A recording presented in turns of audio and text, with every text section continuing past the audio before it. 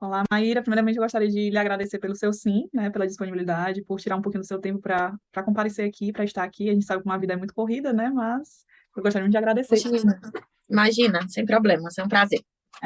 A gente vai ter só que é um bate-papo, o intuito aqui é ser realmente uma conversa mais descontraída, onde a gente vai falar um pouquinho sobre experiências, né, saber mais de você, de suas experiências pessoais, certo? Então, fica Tá assim à ok. vontade, se você sentir que deve falar alguma coisa também, pode ficar à vontade, pode continuar. A gente realmente aqui vai ser a nível de conversa, tá?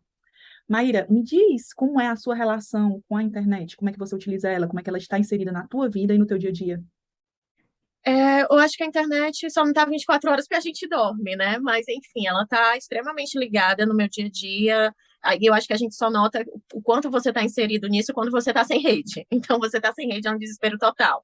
Em relação à vida pessoal, é extremamente. Eu não vivo realmente sem WhatsApp, facilita muito minha vida pessoal e profissional, assim como também e-mails, videochamadas, essa relação que a pandemia também trouxe muito forte, né?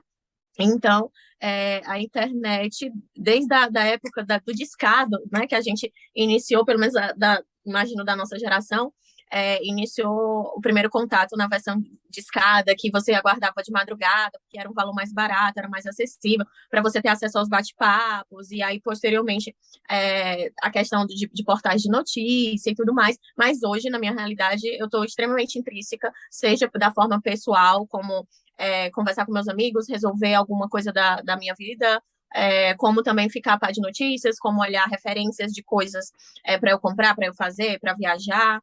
E do trabalho, por essa aproximação de videochamada, de e-mail, de envio de arquivos, desse tipo de coisa. Uhum. E de tudo isso que você falou, o que é que você mais utiliza? De tudo isso que você falou, o que você acha mais fácil? O que eu mais utilizo é o WhatsApp.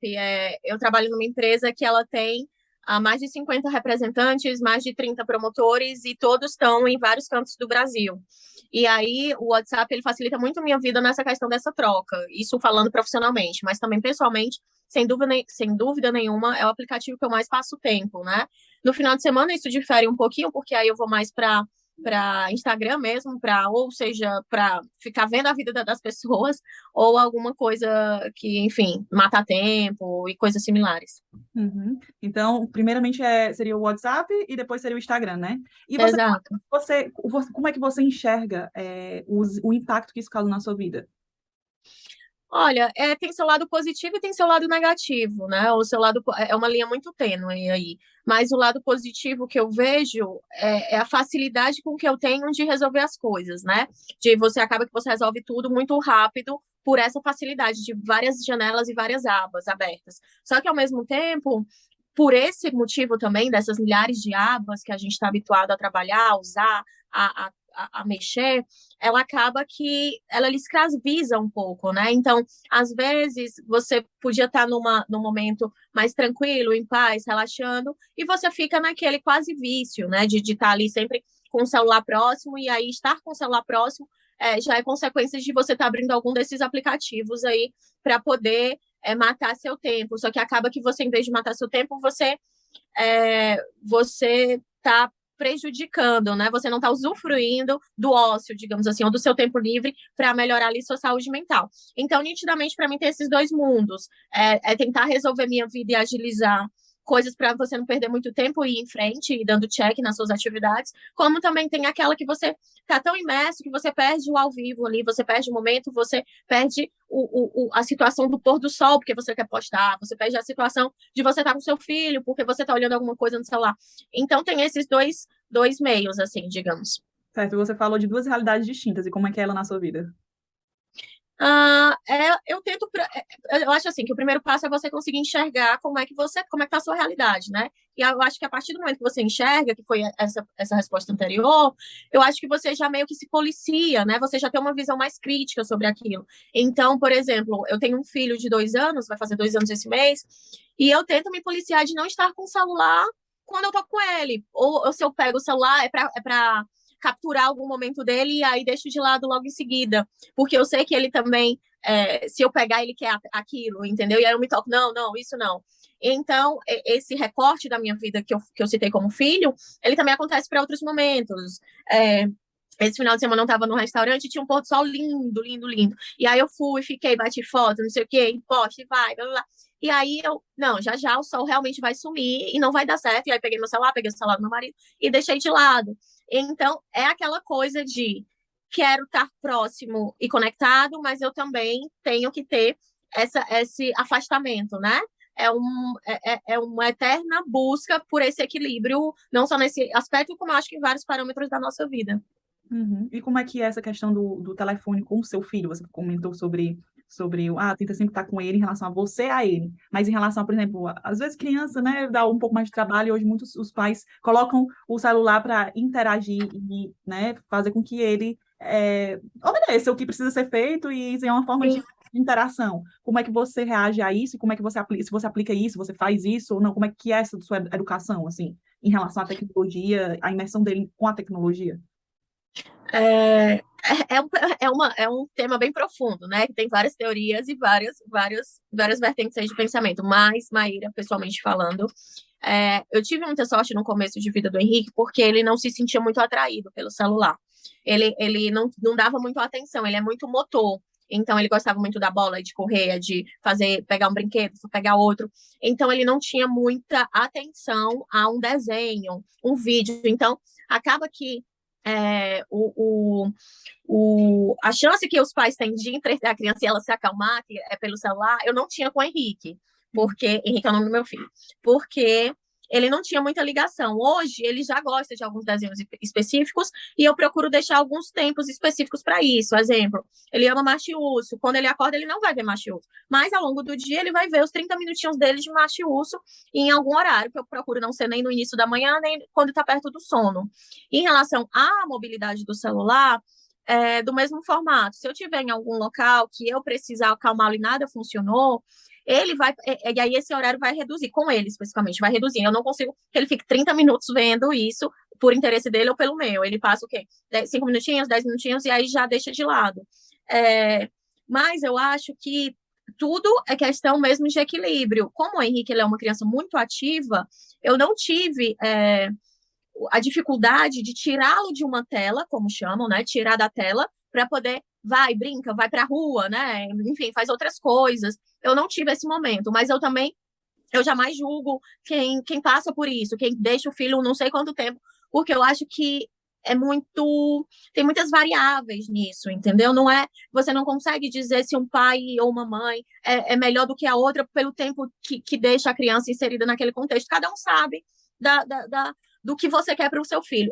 No meu caso, eu de fato eu não gostaria que ele passasse muito tempo, porque eu acho que o mundo que ele vive hoje ele é muito tecnológico, entendeu? Então eu já acho que ele nasceu na tecnologia e isso vai ser muito visitado, visto, pegado, usufruído na construção de ser humano dele. Não precisaria eu fazer essa inserção, porque eu sei que no colégio vai ter um momento, porque eu sei que os colegas, quando ele for brincar, vai ter. Então, o Henrique, ele sabe muito bem dizer alô, pegar o telefone e dizer alô, ele faz videochamada com o pai dele, ele tem um brinquedinho que é o iPad que você vai apertando nos botõezinhos e ele sabe exatamente o que cada botão faz. Então, isso para mim hoje ainda é um facilitador, entendeu? Ainda desenvolveu a comunicação com o pai dele tá em outro estado, então a gente está nesse indo e vinda, assim como também a brincadeirinha do iPad, que não é uma tela, mas simula um iPad, já causa a familiarização dele com o dispositivo, sem estar com o dispositivo propriamente dito. Então, esses pontos eu ainda acho como facilitador pelo universo que eu estou, pelo filho que eu tenho hoje. Pode ser que no meu segundo filho nada disso, ele quer o celular, o desenho, o celular, e aí eu tenho outra visão, mas hoje eu não tenho nenhuma dificuldade quanto a isso. Uhum. E, assim, em relação vamos partir para a gente falou da educação do seu filho, mas vamos voltar para a questão da tecnologia com você como pessoa, como profissional, né? Qual é a sua área de atuação mesmo? Onde é Eu que você... trabalho no marketing de uma indústria. Certo. E você, em relação às redes sociais, vamos falar de redes sociais, a gente falou que você falou muito, acho que por conta da sua própria realidade, né? A questão das interações que você tem. Mas vamos falar do Instagram. Você tem alguma outra plataforma que você utiliza, você acredita, já que a gente está falando também de marketing, né? Tem alguma plataforma? Qual a sua presença? Em quais plataformas? Em quais contas você tem? Tá. A minha conta que eu mais mexo, sem dúvida, é o Instagram. Depois disso, eu mexo muito no LinkedIn. Depois disso, o TikTok eu tenho conta, mas eu tenho conta mais obrigada pela questão de trabalhar com marketing do que propriamente ser uma usuária. Não é uma coisa que eu é, tenha muita familiaridade, mas simplesmente estou nessas redes sociais. Deixa eu ver outra. O Twitter eu já tive há um tempo, não tenho mais. Meu marido tem ama, mas eu não.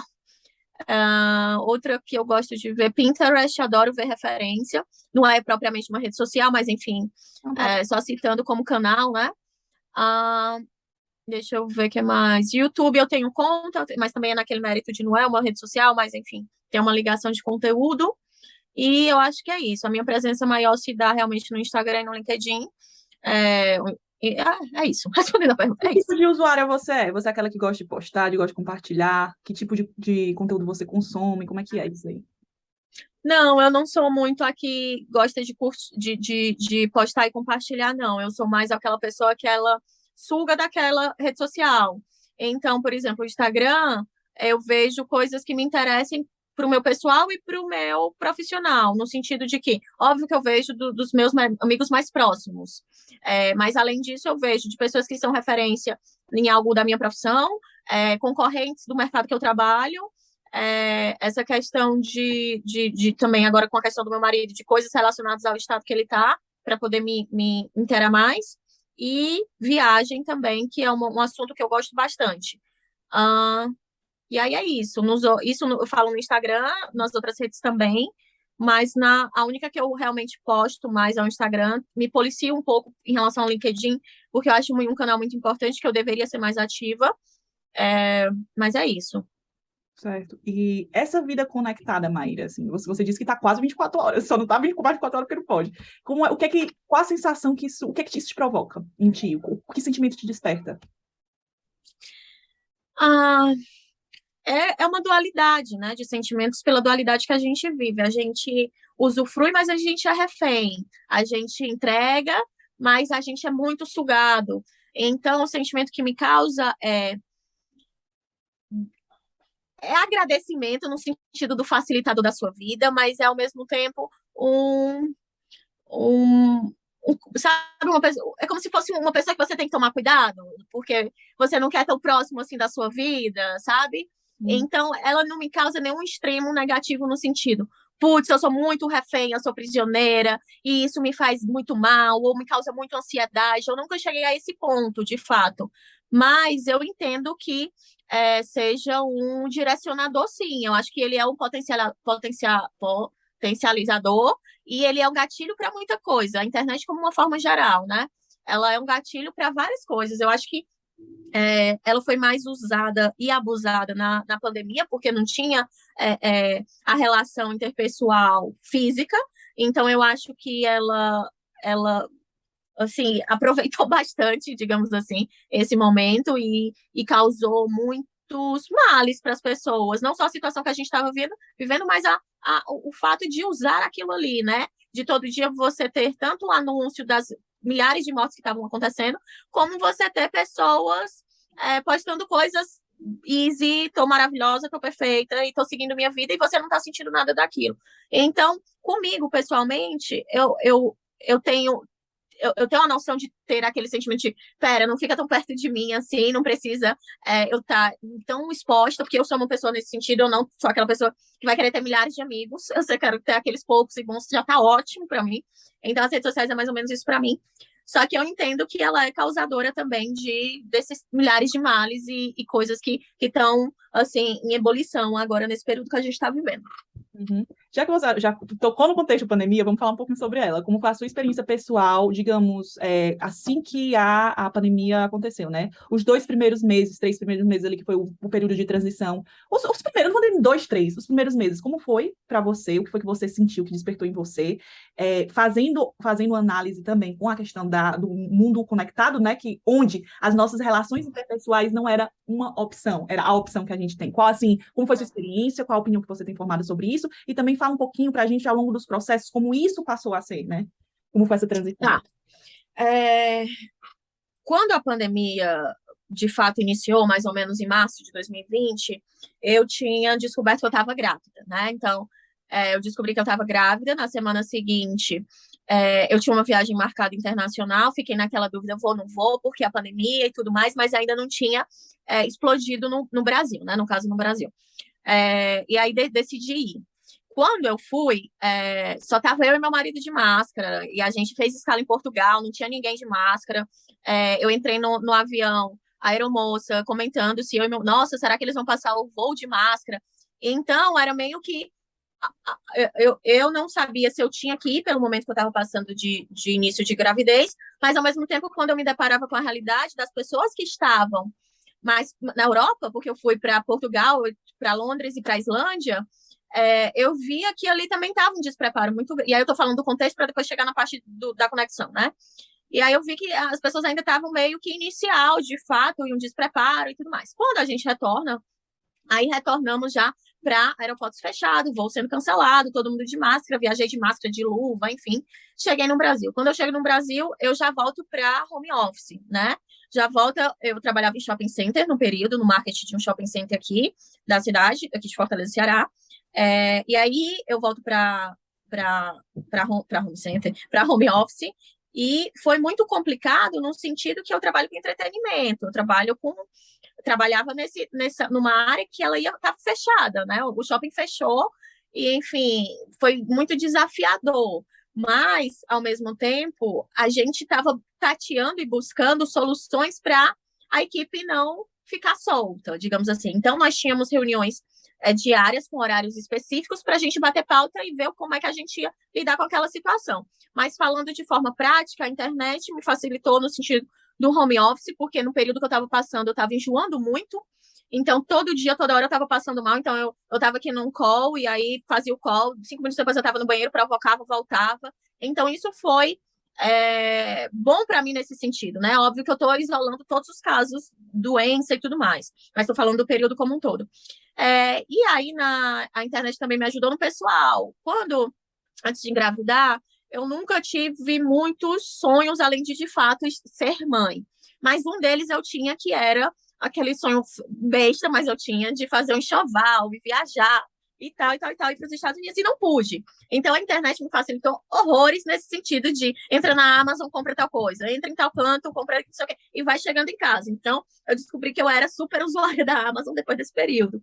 E aí, então foi um momento recluso, que eu me conectava, mas eu tentava me conectar muito no dia a dia com a minha equipe por ter um cargo de liderança. Então, todo dia, toda semana era uma preocupação se todo mundo estava bem, como é que estava a saúde mental de todo mundo, porque de fato afetou a nossa vida e é redundante eu falar qualquer coisa relacionada ao assunto. Mas eu acho que foi um facilitador muito grande. Meu pai não mora no mesmo estado que eu moro, então essa questão, pai não sai de casa, pai não sei o quê, pai tá fazendo o quê, não sei o que, não sei o que mais lá. E assim como meus outros familiares, graças a Deus, eu não perdi ninguém nesse período e tive meu filho de forma saudável, ótima, maravilhosa. Então, eu sinto que a internet nesse período, para mim, foi positivo nisso. Ela conseguiu com que eu não atrasasse o estado de vida que eu estava passando, porque é um estado que você não pode adiar as coisas, né? Tá crescendo ali. E aí você tem que ter um preço, você tem que ter a fralda do menino, você tem que ter. Então, meu chá revelação foi uma live, né? Eu não queria que meu chá fosse uma live. É lógico que eu queria que todo mundo estivesse perto de mim, né? Menina e tal, não sei o quê. Mas não foi uma live, foi do jeito que eu encontrei de compartilhar esse momento com as pessoas que eu amo.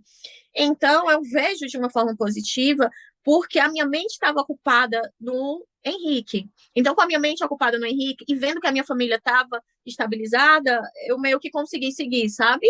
Mas isso eu volto a falar, porque eu não estava passando por um momento de saúde dos meus familiares, porque eu tinha uma preocupação enorme. Primeiro, que eu tinha preocupação, e aí não tem nada a ver com o assunto, né? Mas é mais saúde. Eu tinha preocupação enorme porque eu não podia pegar Covid, porque ninguém sabia o que causava, e se eu pegasse Covid, podia ir para o Henrique, e enfim, assim como meus pais, eles já têm mais de 60 anos, então, a minha preocupação era focada, não posso pegar, meus pais não podem pegar, eu não posso pegar, como eu não tenho avós, então minha preocupação foi muito focada nisso, sabe?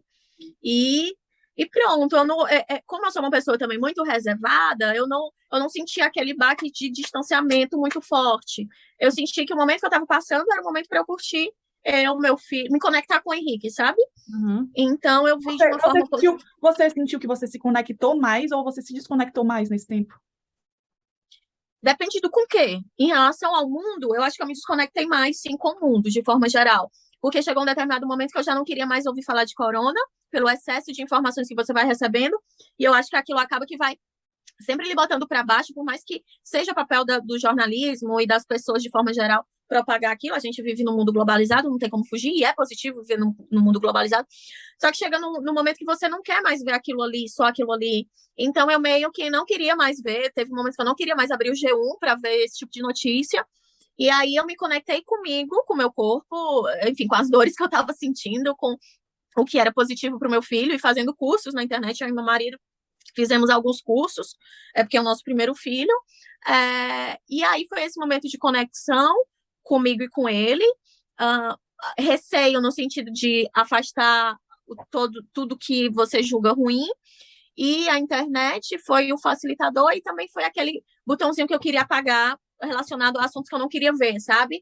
Eu fui meio omissa em algum determinado momento, porque eu já achava que aquilo ali já ia chegar num ponto que ia me fazer mal, de tanto ver, sabe, ver desgraça, como falam, ver desgraça, desgraça, desgraça, o tempo todo, o dia todo, e cada dia mais morte, recorde de morte, e enfim, eu acho que você tem que dar um tempozinho, sabe, para poder não entrar naquela, enfim, na bad, né, como chamam. Uhum. Maíra, outra coisa. Você se lembra de algo te marcou online? Você tem alguma lembrança, alguma experiência que você viveu online que você se lembra assim? Que eu vivi online, Alguma memória? Memória online. memória online. Nossa, que pergunta difícil. É daquelas perguntas que com certeza você vai pensar amanhã Eu não várias sei se eu falo respostas. assim, não, porque você citou agora um caso. Só que aí eu não sei se até que ponto eu posso ter influência. Vê aí se você Não, mas pode falar a questão do chá. foi, que você falou. Eu não queria assim, a influência. Não, assim, a questão do chá, eu acho que o que mais me fez assim.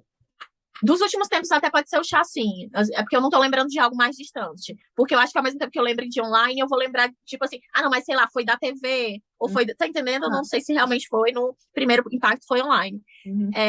Mas o chá, sim, o chá foi com certeza porque você tinha a interação das pessoas, sabe, na hora. Então, você fazer uma live de um momento tão importante, mas a live só restrita para algumas pessoas, e você vê ali as pessoas comentando e as pessoas repostando, e as pessoas, é menina, é menino, é fulana, é Henrique, é não sei o quê. E aí, olhando, meu pai entrou, eu lembro como se fosse hoje, aí, cadê meu pai entrou? Já pode estourar o balão? Aí todo mundo, não, seu pai não entrou, pois liga pro meu pai logo que eu quero estourar o balão. Então, eu tenho uma gravação de tela desse momento. É, eu Você tenho vários gravou a registros. gravação de tela, ou você gravou o momento, ou você gravou só para bater o print desse momento? Não, a gravação de tela da live, o Ah, videozinho que vai gravou sim. passando, Ou seja, vai gravou esse passando os momento. comentários e E tal. qual a sua Eu, sensação? Qual a sua sensação de ter vivido isso, de ter isso na memória, assim, né? Porque é, você acha que teria sido mais rico se tivesse presencial, mas ao mesmo tempo você não teria essa gravação, né? Da forma como foi. eu acho que a gravação, falar em gravação especificamente, gravação que eu falo também foto, prints, né? Eu acho que eu ainda não consegui usufruir como deveria, por exemplo. Antes, eu acho que era muito melhor você abrir aqueles álbuns, sabe? Como você tinha, de álbum da alfabetização, álbum dos seus 15 anos, álbum do, sei lá, o que é seu aniversário de 10 anos. E essa questão do digital, eu tenho, no meu celular, eu tenho mais de 20 mil fotos. Só que eu não tenho revelada. Então, eu tenho em HD, beleza? Mas, sabe eu sou muito palpável. Então, sabe aquele medo de, tipo assim, será que eu vou perder os registros do Henrique? Será que eu vou perder os registros da gravidez? Enfim, eu tenho um certo receio nesse sentido do digital. Que por mais que facilitou não ser as 36 poses e o filme queimar, eu tenho esse receio. Mas em relação a, será que se fosse presencial teria sido melhor? Eu acho que sim, eu acho que teria sido melhor, sim. Por quê? Porque a live ela foi para, sei lá, 30 pessoas. E essas 30 pessoas teriam condições de ter ido, entendeu? Uhum. Então, eu acho que o abraço, a vibração, sabe você assistir jogo pela TV e assistir no estádio? É diferente, entendeu? A vibração é diferente. Diferentemente de situações de que você seja o inverso. A pessoa não poderia estar com você de jeito nenhum e a pessoa está ali, a tecnologia favorece essa aproximação, né? Trabalho home office, esse tipo de coisa. Eu já acho que é um ganho que é indiscutível.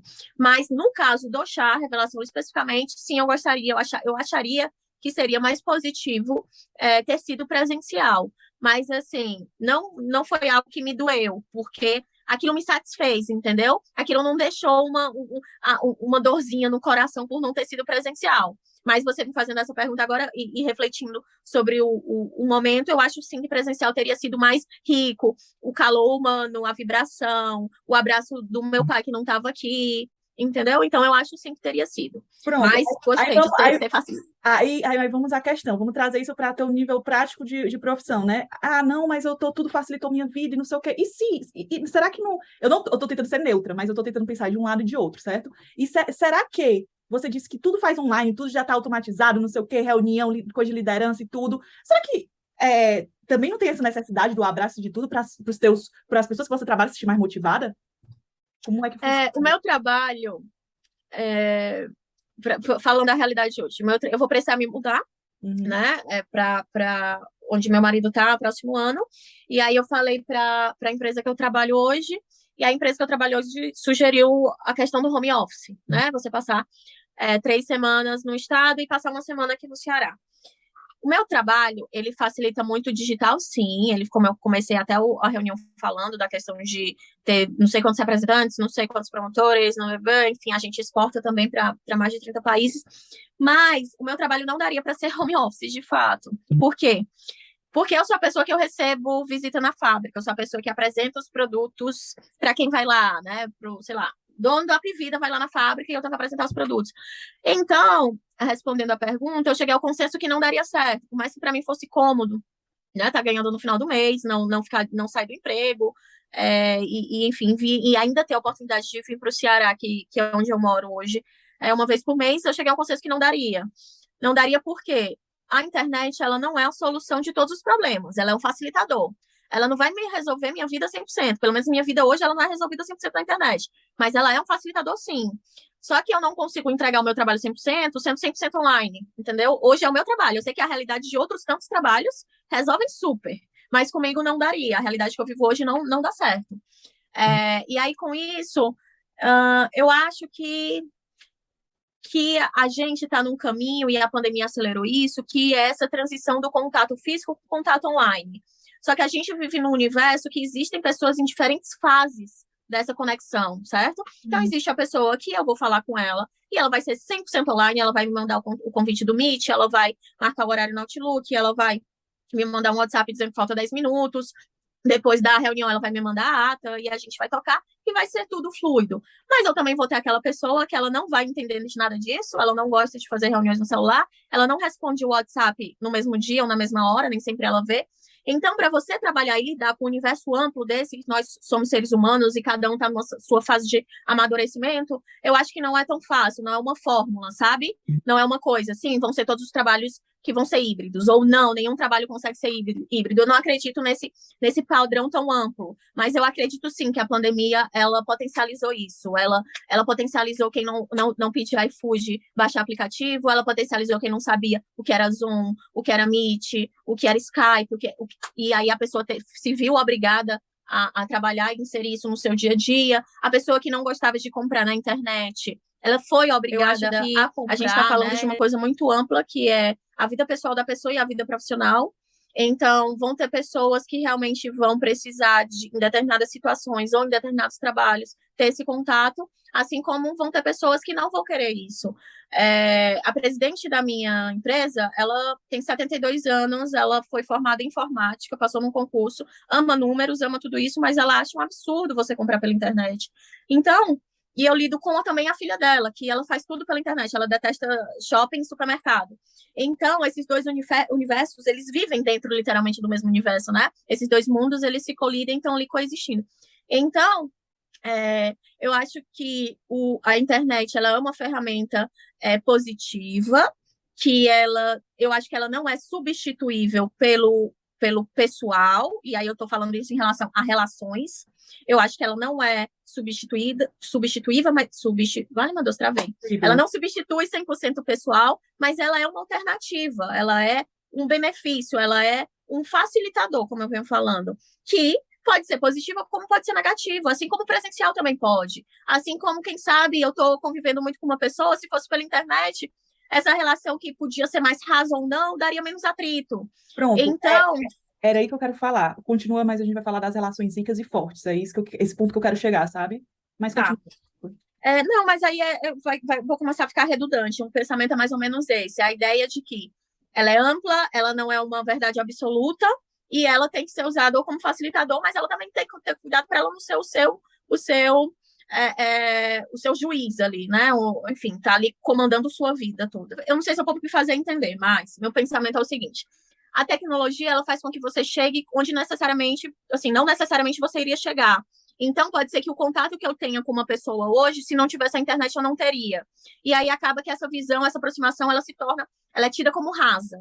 Mas Uhum. ela é rasa, mas ela podia nem existir, tu tá entendendo? Uhum. Então, o que eu quero dizer é que a, a, a parte rasa e a parte profunda é você quem vai dar, é o tom que você vai dar.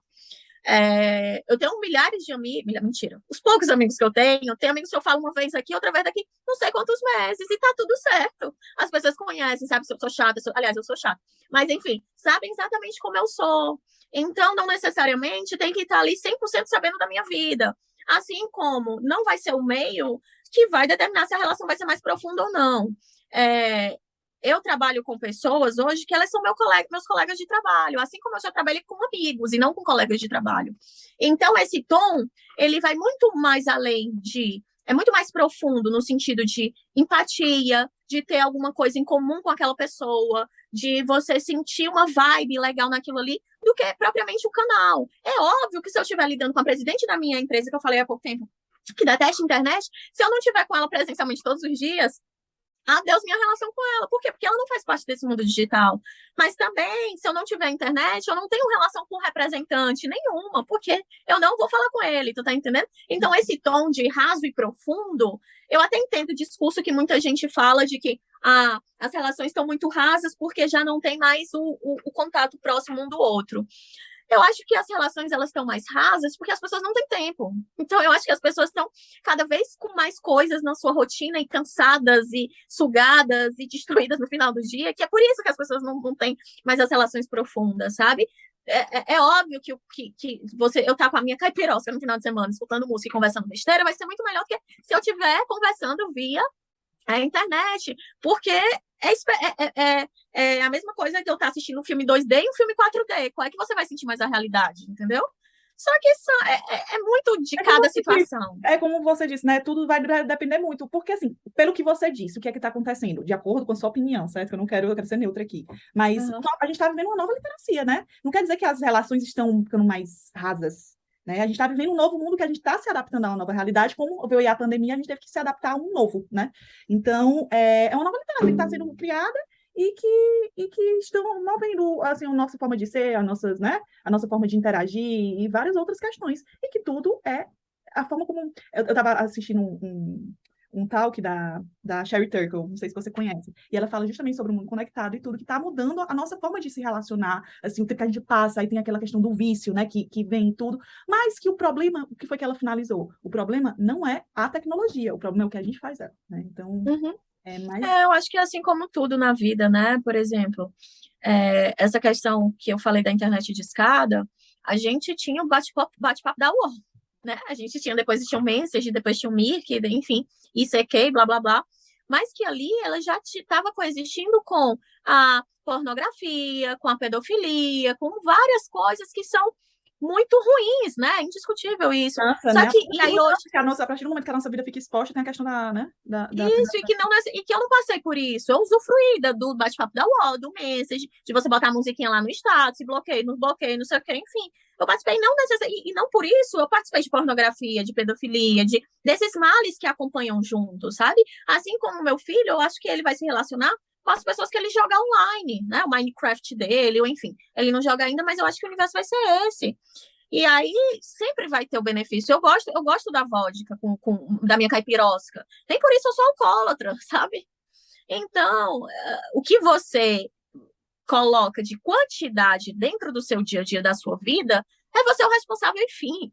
Se, assim, Já pensou se a gente não tivesse inventado o avião, por medo do avião cair da gasolina, do diesel, ou acontecer alguma coisa, e não vamos ficar ali na ferrovia, que é mais fácil de controlar e tal. Gente, a gente precisa que as coisas avancem para a gente poder avançar junto. Hoje eu não entendo nada de metaverso, né? Eu não sou tão profunda ainda no assunto.